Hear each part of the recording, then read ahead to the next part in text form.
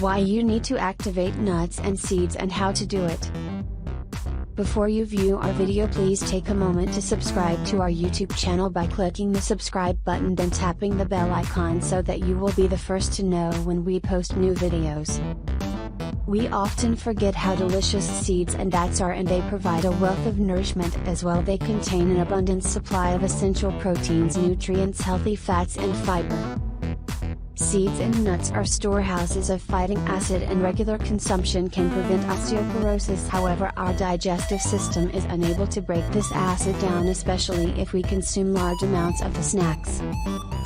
You'll gain maximum value eating them raw or dried instead of ones that have been roasted in oil. Another way to extract all the nutrients housed within seeds and nuts is to activate them. Except chia and hemp seeds. In today's video we will illustrate how that's done. Place 2 cups of seeds and nuts in a bowl. Pour in enough filtrated water to submerge them with an added 2 inches of water on the top.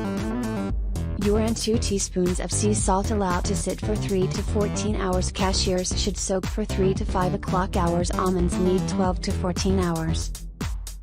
After soaking them, strain and wash thoroughly. Place them on cookie sheets and bake at 150 degrees just long enough for them to dry. They need to be completely dry to prevent spoiling.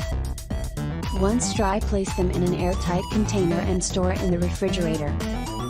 Soaking nuts and seeds begin the process of germination, thus breaking down the phytic acid and enzyme inhibitors. This in turn makes the nutrients a lot more readily available. There is also research to suggest that soaking your nuts and seeds for long periods of time actually increases their nutritional value. If you like the video, give it a thumbs up and share it with your friends. For more recipes and tips, subscribe to the channel.